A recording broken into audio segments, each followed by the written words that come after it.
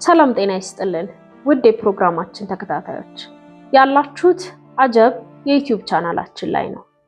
በዛሬው ዝግጅታችን ወደ ሀገረ ጣሊያን ተጉዘን በሚላን ከተማ ስለሚገኘውና ግንባታው ከ500 ዓመታት በላይ ስለወሰደው የካቶሊክ ቤተክርስቲያን እናስቃኛቸዋለን። ይህ ቤተክርስቲያን ለየት ባለው የህንጻው ዲዛይንና በዙሪያው ባሉት ሐውልቶች ምክንያት የሰይጣን ቤተ መቅደስ የሚል ቅጽል ስም ተሰጥቶታል። ከኛ ጋር ልትቆዩ ከወደዳችሁ ይህንን ቤተክርስቲያን በተመለከተ በግልጽም በድብቅም የሚነገሩ ተረቶችንና ቦታውን ለመጎብኘት የሄዱ ሰዎች ያጋጠማቸውን አስደንጋጭ እውነት እናስቃኛቸዋለን። እስከ ፕሮግራማችን ፍጻሜ ድረስ አብራችሁን ትሆኑ ዘንድ የአክብሮት ግብዣችን ነው።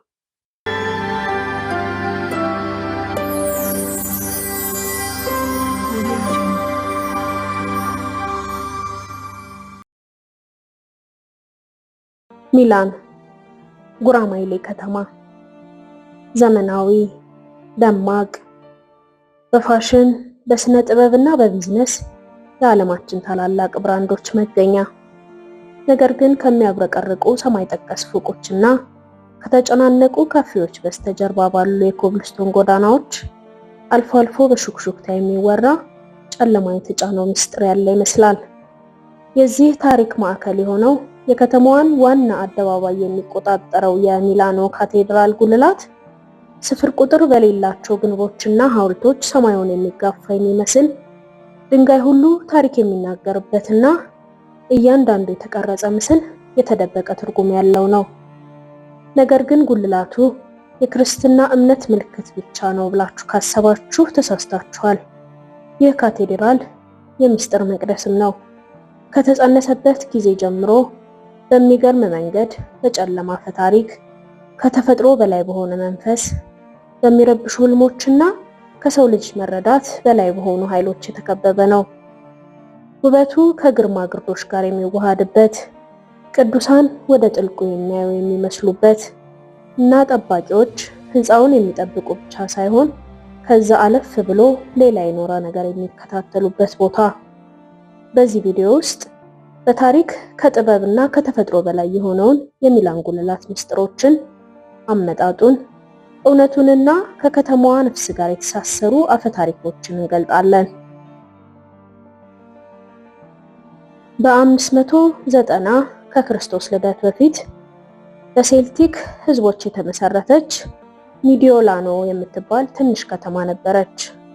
ብዙም ሳይቆይ አካባቢው የሮማን ኤምፓየርን ቀልብ በመሳቡ የመልክዓ ምድራዊ አቀማመጡን ስልታዊነት ተገንዝቦ በሰሜን ኢጣሊያ ከሚገኙት ዋና ዋና ከተሞች አንዱ አድርጓታል። ሚላን በአረመኔዎች ወረራ፣ በስልጣን ሽኩቻና የባህልና የሃይማኖት ገመድ ታስራ በዘመናት መካከል ሳታድግ ቆይታለች። በሮማውያን ዘመን ከተማዋ ቀደም ሲል የክልሉን መንፈሳዊና ፖለቲካዊ ጠቀሜታ የሚያመለክቱ ቤተ መቅደሶችና ህንፃዎች ነበሯት። ነገር ግን እውነተኛው ኃይልና ለውጥ የጀመረው ከብዙ መቶ ዓመታት በኋላ የመካከለኛው ዘመን የካቶሊክ ቤተክርስቲያን አውሮፓን ስትቆጣጠርና ግዛቶችን ለማጠናከር እምነትን እንደ መሳሪያ ስትጠቀም ነው። ሚላን በስትራቴጂካዊ ቦታዋና በማደግ ላይ ባለው ሀብቷ የሃያላን ቤተሰቦች በተለይም ከተማዋን ከ17ኛው መቶ ክፍለ ዘመን ጀምሮ እስከ 15ኛው መቶ ክፍለ ዘመን መጨረሻ ድረስ ያስተዳድሩ የነበሩት የቪስካውንት ቤተሰብ የትኩረት ማዕከል ሆነች። ዳንጌል ቪስካውንት የመጀመሪያው የሚላን መስፍን ሲሆን ከገዥነትም በላይ ስልጣንን የተጠማና ስሙንና ግዛቱን በዓለም ውስጥ ለማስፈን በጣም የሚጨነቅ ሰው በመሆኑ በጉልላቶች ግንባታ ውስጥ ቁልፍ ሚና ነበረው። በ1386 ሚላንን ወደ ሃይማኖታዊና ፖለቲካዊ የክብር ተምሳሌትነት ለመቀየር በማለም የታላቁ ካቴድራል ግንባታ እንዲጀመር ያዘዘውም እሱ ነበር።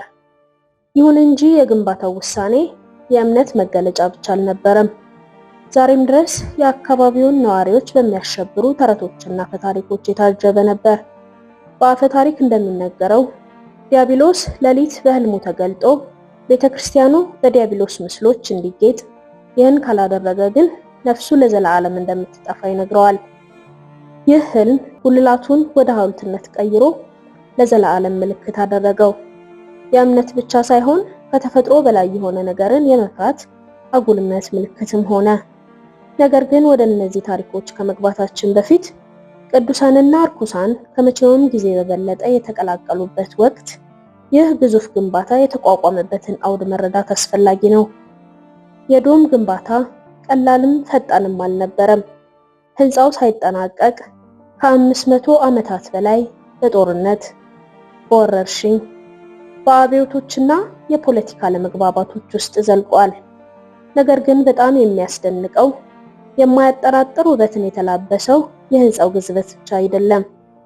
በአውሎ ነፋስ በሚናጥ አንድ ምሽት ቪስኮንት የሚረብሽ ህልም አይቶ እንደነበር በአፈ ታሪክ ይነገራል። ጥቁር ካባ የለበሰና እንደ ፍም የሚያበሩ አይኖች ያሉት ጥላ የሚመስል ምስል አየ። ይህ ምስል የራሱ የዲያብሎስ ነበር። በራእዩ ላይ ዲያብሎስ በምድር ላይ ቤት እንዲሆነኝ በአስፈሪ ፍጥረታትና ምስሎች የተሸፈነች ቤተክርስቲያን ገንባልኝ፣ ካልሆነ ግን ነፍስህ የኔ ትሆናለች ሲል አስፈሪ ሐሳብ አቀረበለት። በድንጋጤ ከእንቅልፉ ሲነቃ ቪስካውንት በፍርሃትና በምኞት መካከል እንደነበር ተሰማው። ከዚያ ፈተናውን ተቀብሎ ጉልላቱ በጊዜው እንግዳ የሚመስለውን ንድፍ ተከትሎ መገንባት ጀመረ።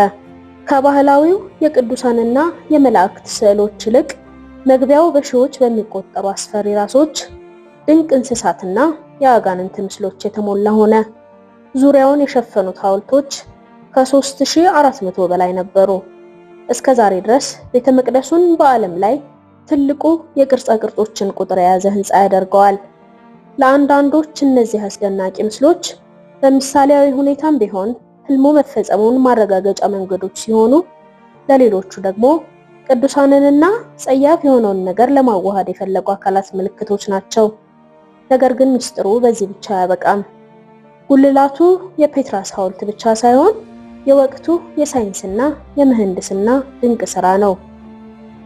እንደ አውሮፓውያን አቆጣጠር ከ1780 ጀምሮ የፀሐይ ብርሃን በዚህ ጉድጓድ ውስጥ ሲያልፍ ልክ እኩለ ቀን መሆኑን በሚያመለክተው ወለል ላይ ባለው ጠቋሚ ላይ ይወርዳል። በዚህ ወቅት የከተማዋ ነዋሪዎች ስራቸውን እንዲያዘጋጁ የቤተ ክርስቲያኑ ደወል ይጮሃል። ይህ ከህንፃው አስደናቂ ዝርዝሮች ውስጥ አንዱ ነው። የከተማዋን ጎብኚ በአድናቆት የሚሞላው ታዋቂው የማዶና ወርቃማ ሐውልት በ1774 በዋናው ግንብ አናት ላይ ሲተከል ብዙ ነዋሪዎች መብረቅ ሊስብና በሁለተኛው የዓለም ጦርነት ወቅት እሳት ሊፈጥር ይችላል ብለው ሰግተው ነበር። በሁለተኛው የዓለም ጦርነት ወቅት የማዶና ሐውልት ብርሃን እንዳያንጸባርቅና ቤተክርስቲያኗ በቀላሉ ኢላማ ውስጥ እንዳትገባ ከአየር ጥቃት ለመከላከል በጥቁር ልብስ ተሸፍኖ ነበር። ሌላው ምስል ትኩረትን ሊስብ ይችላል። የቅዱስ በርተለሜዎስ ሐውልት ግን ነፍስ ያለው እስኪመስል ድረስ በህይወት የተሞላ ነው። የራሱን ቆዳ እንደ ካባ ለብሶ አስደናቂ በሆነ ሁኔታ ከሞላ ጎደል ከሳይንሳዊ አናቶሚካዊ ዝርዝሮች ጋር ይታያል። ይህ ሐውልት በመጀመሪያ በውጭው የቤተ ክርስቲያኗ ክፍል ተቀምጦ የነበረ ቢሆንም ብዙዎች ለማየት በጣም የሚረብሽ ሆኖ ስላገኙት የኋላ ኋላ በካቴድራሉ የውስጠኛው ክፍል እንዲቀመጥ ተደረገ። ህንፃው መከራንና እምነትን ቁልጭ አድርጎ የሚያስታውስ ቢሆንም ነገር ግን ካቴድራሉን በተመለከተ በርካታ አስደናቂና የማያስደስቱ ገጠመኞች እንደሚከሰቱ የሚያትቱ ዘገባዎች ብቅ ብለዋል። በርካታ ጎብኚዎች፣ ቱሪስቶችና የአካባቢው ነዋሪዎች እንግዳ የሆነ ድምጽና ግልጽ ያልሆነ ሹክሹክታ እንደሚሰሙና አለፍ ሲልም የሰው ቅርጽ የሚመስሉ ጥላዎችን እንደሚመለከቱ ይናገራሉ። አንድ ጎብኚ ጭር ባለው ከሰዓት በኋላ የካቴድራሉን የላይኛው ወለል እየጎበኘ ሳለ ከኋላው የእግር ዱካ እንደሰማና ዞር ሲል ማንንም ሰው እንዳላየ ተናግሯል። ነገር ግን በበሩ መስታወት ነጸብራቅ ወደ ውስጥ ሲመለከት የተሸፈነ ምስል ቆሞ ሲመለከተው ያያል። ይህ ገጠመኝ ጎብኚውን ከባድ ፍርሃት ውስጥ ስለጣለው ወደዚያ ቦታ ተመልሶ ሄዷል።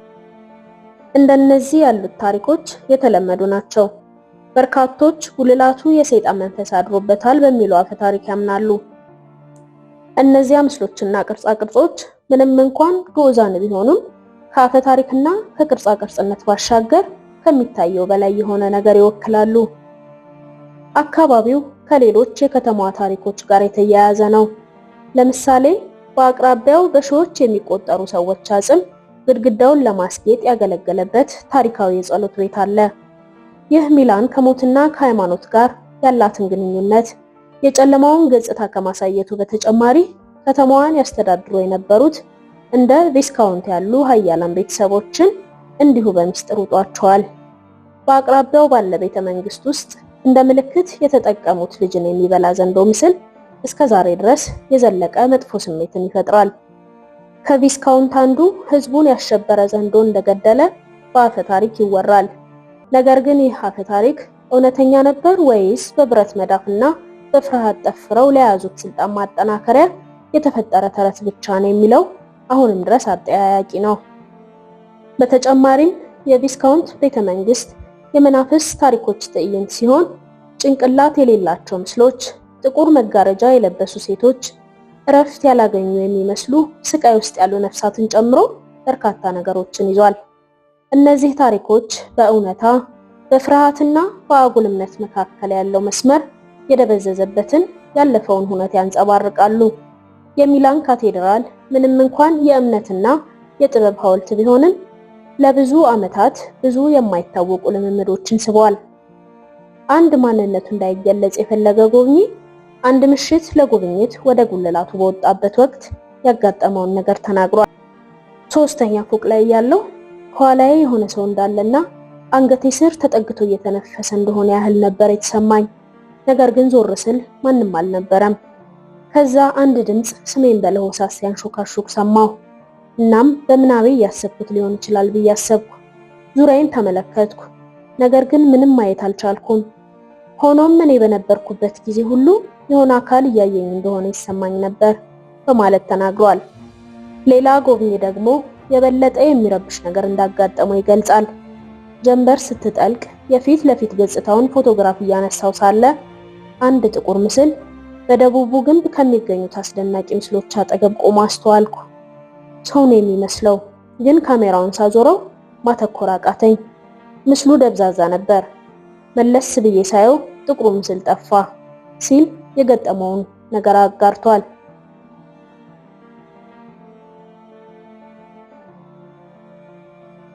እነዚህ ታሪኮች በአካባቢው ነዋሪዎችና አስጎብኚዎች መካከል ተሰራጭተዋል።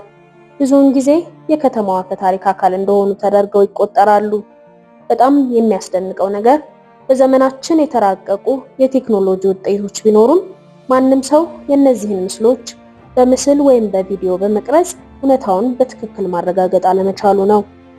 ይህም ምስጢራቸውንና ማራኪነታቸውን ብቻ ይዘው እንዲቀጥሉ ያደርጋቸዋል። ከካቴድራሉ ብዙም ሳይርቅ ከዲያብሎስ ጋር የተሳሰረ የጨለማ አፈ ታሪክ የያዘ ሌላ የሚላኖ ሐውልት ያለ ሲሆን ይህ በጥቁር የእብነ በረድ አምድ የተለጠፈው ሐውልት የዲያብሎስ አምድ በመባል ይታወቃል። በካቴድራሉ ግንባታ ወቅት ዲያብሎስ ግንበኞቹንና አማኞችን በማስፈራራት የራሱን አሻራ ለመተው ጣልቃ ለመግባት ሞክሮ እንደነበር በአፈ ታሪክ ይነገራል። የኮለሙ ዝገት የመጣው ሰይጣን ሲያርፍበት በተፈጠረ ቃጠሎ እንደሆነ የሚነገር ሲሆን ማንም ሰው ምንም ያህል ቢሞክር ይህንን ዝገት ማስወገድ አልቻለም። በተጨማሪም ካቴድራሉ በርካታ የስነ ህንጻ ዝርዝሮች ያሉት ሲሆን አንዳንድ ባለሙያዎች ከተማዋን ከክፉ ኃይሎች ለመጠበቅ ስልታዊ በሆነ መንገድ መገንባቱን ይናገራሉ። ሐውልቶቹ እንደ ብርሃኑ አቅጣጫ የሚለዋወጡ የሚመስሉ አገላለጾችን ያሳያሉ። እነዚህ አካላት ይህንን ቦታ ታሪክ ከመናፍስታዊ ድርጊቶች ጋር የሚዋሃድበት እውነተኛ ይፋዊ የምስጢር መዝገብ ያደርጉታል። ዛሬ ካቴድራሉ የቱሪስት መስህብ አሊያም ሃይማኖታዊ ቤተ መቅደስ ብቻ ሳይሆን በጥንትና በአሁን ጊዜ በምክንያታዊነትና በማይገለጽ ነገር መካከል ያለ መገናኛ መስመር ነው። በየዓመቱ በሺዎች የሚቆጠሩ ሰዎች በሁለቱም በስነ ህንጻ ውበቱና በዙሪያው ባሉት ታሪኮች ተስበው ቦታውን ይጎበኙታል እና ብዙዎች የሰው አይኖች ሊያዩት ከሚችሉት በላይ የሆነ ነገር እንዳለ ያምናሉ። ምንም እንኳን የታሪክ ማስረጃዎች፣ የአርቲስቶች፣ አርኪቴክቶችና የሃይማኖት ሰዎች ዘገባዎች ቢኖሩም አንዳንድ ጉልላቱ ከሰው ልጅ መረዳት በላይ የሆኑ ሚስጥሮችን እንደያዘ ያምናሉ።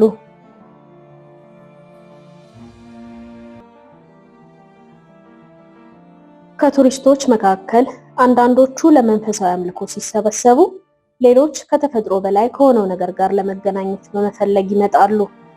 በትኩረት ለማየት የደፈሩ ሰዎች ሐውልቶቹ ድንጋይ ብቻ እንዳልሆኑ፣ ጥላዎቹ በብርሃን እጦት ብቻ እንዳልመጡ፣ እንዲሁም ዝምታው አንዳንዴ ማንም በግልጽ በማይሰማው የሹክሹክታ ድምፅ እንደሚተካ ይናገራሉ። ሚላንና ካቴድራሉ ከአውሮፓ ታላላቅ ምስጢሮች አንዱ ሆኖ በድንጋዩ በሐውልቶቹና በዛገው የመስታወት መስኮቶቹ መካከል ክብር፣ ፍርሃት፣ እምነትና ምስጢርን ያዋህዳል። በዚያው አምድ ውስጥ ካሉት በመቶዎች ከሚቆጠሩ ምስሎች በስተጀርባ ያለ ጥቂቶች ብቻ ለመናገር የሚደፍሩትና በበሩ ውስጥ ለሚያልፍ ሰው ሁሉ የሚያጋጥመው ለአንዳንዶች ያልተለመደ፣ ለአንዳንዶች አስጨናቂ፣ ለአንዳንዶች ደግሞ የሚያሸማቅቅ ታሪክ አለ። ውድ ተመልካቾቻችን ለዛሬ ለእናንተ ያዘጋጀንላችሁ ፕሮግራም የተከታተላችሁትን ይመስል ነበር።